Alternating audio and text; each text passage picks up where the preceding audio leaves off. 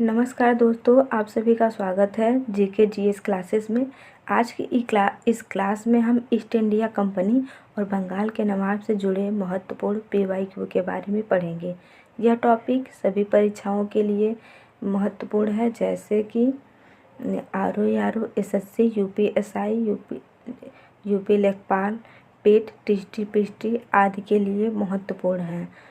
तो चलिए शुरू करते हैं हम अपने क्लास का पहला प्रश्न। तो वीडियो को अंत तक ज़रूर देखिए और अपनी कॉपी पेन लेकर के तैयार हो जाइए। तो फ्रेंड्स, आइए हम अपना फर्स्ट क्लास देख लेते हैं। ये निम्नलिखित में से कौन एक मुग़ल सम्राट द्वारा नियुक्त बंगाल का अंतिम गवर्नर था? तो ये जब मैं अपना नोट्स करवाए थे तो आप लोग देखे थे, उसमें मुर्शिद कुली खां थे। और फिर सेकंड क्वेश्चन देख लेते हैं, मुग़ल बादशाह द्वारा नियुक्त बंगाल का अंतिम सूबेदार कौन था? तो यही मुर्शिद कुली खां ही थे। ये आप लोग नोट्स में पढ़े होंगे। मुर्शिद कुली खां ऑप्शन 1 हो जाएगा। और थर्ड क्वेश्चन देख लेते हैं, निम्नलिखित में से कौन सा युद्ध था जिसने भारत में ब्रिटिश प्रभुत्व को प्रारंभ किया था? तो यह प्लासी का युद्ध था। और यह प्लासी का युद्ध कब लड़ा गया था? तो ये 23 जून 1757 ईस्वी को हुआ था।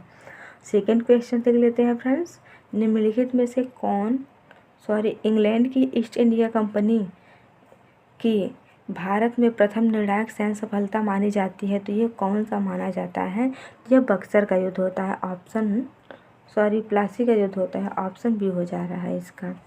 सेकेंड क्वेश्चन देख लेते हैं, प्लासी का युद्ध कब लड़ा गया था? तो अभी आप लोगों ने देखा था, प्लासी का युद्ध 1757 ईस्वी में हुआ था।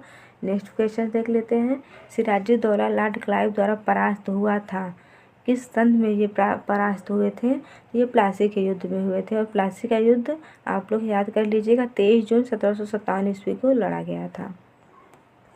सेकेंड क्वेश्चन देख लेते हैं फ्रेंड, ये भारतवर्ष में ब्रिटिश साम्राज्य का संस्थापक कौन था? तो ये रॉबर्ट क्लाइव थे। ऑप्शन सी बन जा रहा है इसका। नेक्स्ट क्वेश्चन देख लेते हैं, निम्नलिखित में से किसे स्वर्ग से उत्पन्न सेना नायक माना जाता है? तो ये रॉबर्ट क्लाइव थे। ऑप्शन बी हो जा रहा है। नेक्स्ट क्वेश्चन देख लेते हैं फ्रेंड, प्लासी का युद्ध मैदान कहाँ स्थित है? ये पश्चिम बंगाल में स्थित है। आप लोगों ने क्वेश्चन मतलब कि मेरे नोट्स में देखा होगा, एक भी क्वेश्चन मेरे नोट्स से बाहर नहीं गया है। और इतना पीवाईक्यू और मेरा नोट्स आप लोग पढ़ लेंगे तो इससे आने वाला टॉपिक जितना भी मतलब कि क्वेश्चन पेपर में बन सकता है, एक भी क्वेश्चन आप लोगों का कहीं जाएगा नहीं। पूरा का पूरा मेरे टॉपिक मेरे नोट्स से ही फंस जा रहा है आप लोगों का क्वेश्चन। तो आइए हम अपने क्लास की ओर नेक्स्ट क्वेश्चंस की ओर बढ़ रहे हैं। निम्न में से किसने अपनी राजधानी मुर्शिदाबाद से मुंगेर में स्थानांतरित किया था? तो ये मीर कासिम थे। ऑप्शन डी बन जा रहा है इनका। और नेक्स्ट क्वेश्चन देख लेते हैं, सबसे अधिक निर्णायक युद्ध जिसने अंग्रेजों के भारत में प्रभुत्व को स्थापित किया था? तो ये बक्सर का युद्ध था। ऑप्शन 1 बन जा रहा है। और ये बक्सर का युद्ध हुआ कब था? 22 या 23 अक्टूबर को हुआ था 1764 ईस्वी में। और इस युद्ध में अंग्रेज़ों ने मीर कासिम और अवध के नवाब तथा दिल्ली के सिराजुद्दौला दिल्ली के मुग़ल सम्राट शाह आलम द्वितीय की सम्मिलित सेना का बक्सर युद्ध में परास्त किया था। और इस युद्ध में अंग्रेज़ों की कमान की तरफ से अंग्रेज़ों का कमान मेजर हेक्टर मुनरो के हाथ में था। तो ये प्लासी का युद्ध का सबसे मोस्ट इम्पॉर्टेंट चीज़ें मैं आप लोगों को बता दी हूँ। अगर आप लोग पीवाईक्यू पढ़ रहे हो तो एक लाइन में यही फैक्ट याद कर लीजिए। और नेक्स्ट क्वेश्चन देख लेते हैं फ्रेंड्स, अंग्रेजी ईस्ट इंडिया कंपनी द्वारा लड़े गए निम्नलिखित युद्धों में से कौन सा सर्वाधिक निर्णायक था? तो यह बक्सर का युद्ध था। ऑप्शन 1 बन जा रहा है। अभी आप लोगों ने वो वाले पीवाईक्यू में देखा है। सेकंड क्वेश्चन देख लेते हैं, निम्नलिखित में से कौन सा युद्ध भारत में अंग्रेजों के आधिपत्य की स्थापना की दृष्टि से सबसे महत्वपूर्ण समझा जाता है? तो यह बक्सर का युद्ध था। ऑप्शन 1 बन जा रहा है। और सेकंड क्वेश्चन देख लेते हैं फ्रेंड्स, बक्सर के युद्ध के समय दिल्ली का शासक कौन था? तो ये दिल्ली का शासक शाह आलम द्वितीय थे। ऑप्शन डी बन जा रहा है।